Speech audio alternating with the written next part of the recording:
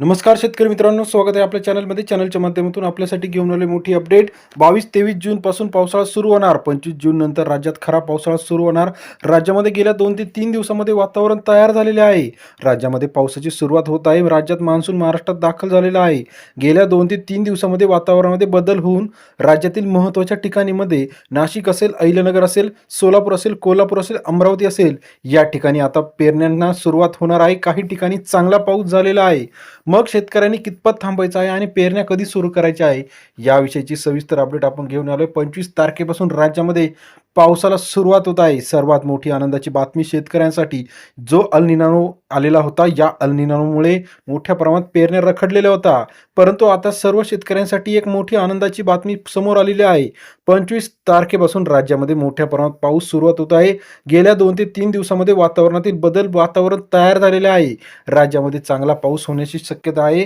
गेल्या काही दिवसापासून जो रखडलेला पाऊस होता, साधारणपणे 1 महिना पाऊस उशिरा आल्यामुळे आता पावसाला सुरुवात होणार आहे आणि सर्वांसाठी आनंदाची बातमी आहे. राज्यातील सर्व शेतकरी पावसाकडे अतिशय निगराणीने पाहत आहे, की पेरण्या कधी होणार, पावसाळा कधी होणार, लगबगीने कामं कधी सुरू होणार. परंतु आता शेतकऱ्यांसाठी खरंच एक महत्त्वाची अपडेट समोर येत आहे.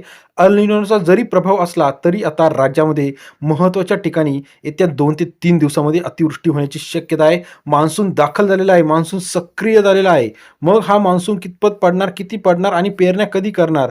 आता या तारखेआधी पेरण्या करू नका असं शेतकऱ्यांना जाहीर केलं होतं. परंतु 25 पासून पावसाळा सुरू होऊन राज्यामध्ये चांगला पाऊस होण्याची शक्यता हवामान विभाग देशाने जाहीर केलं आहे. त्याचबरोबर IMD इंडिया यांनी सुद्धा आता जाहीर केलेलं आहे, की 25 तारखेपासून राज्यामध्ये सक्रिय पाऊस सुरू होणार आहे.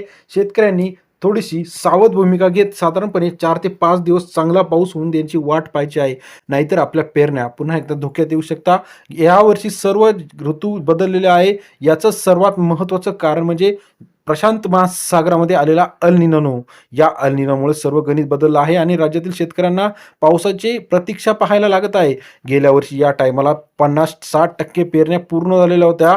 बाकीची पिकं सुद्धा चांगल्या प्रमाणात आलेली होती. परंतु यावर्षी पिकं सुद्धा आता संकट आहे. ज्यांनी लागवड केलेली आहे, टोमॅटो असेल, फ्लावर असेल, या पिकांची लागवड केलेली आहे, यांची पिकं सुद्धा आता सुकून जात आहे. शेतकऱ्यांना टँकरने पिण्याचे पाणी वाहण्याची वेळ येत आहे. परंतु आता लवकरच ही परिस्थिती बदलून सरकारने योग्य ती खबरदारी घेणं गरजेचं आहे. राज्यामध्ये खरीपासाठी अनुदान जाहीर करणं गरजेचं आहे. मग आता अनुदान जाहीर करणार का? बियाणे असेल, खतं असेल, यांच्यासाठी काही सवलती देणार का? हे आता इथून पुढे बघण्यात येईल. असेल शेतकऱ्यांनी सावध भूमिका घेत 25 ते 30 तारखेपर्यंत वाट पाहून पुढील पेरणीची कामं करायला सुरुवात करायची आहे. आपल्याला हा पावसाची अपडेट कशी वाटली कमेंट करून कळवा. अधिक माहितीसाठी बेल आयकॉन प्रेस करा. राज्यातील सर्व शेतकऱ्यांसाठी सर्वात मोठी आनंदाची बातमी घेऊन आलेलो आहे. 2 ते 3 दिवसामध्ये मोठ्या प्रमाणात पाऊस होण्याची शक्यता आहे. व्हिडिओ आवडल्यास लाईक करा. धन्यवाद.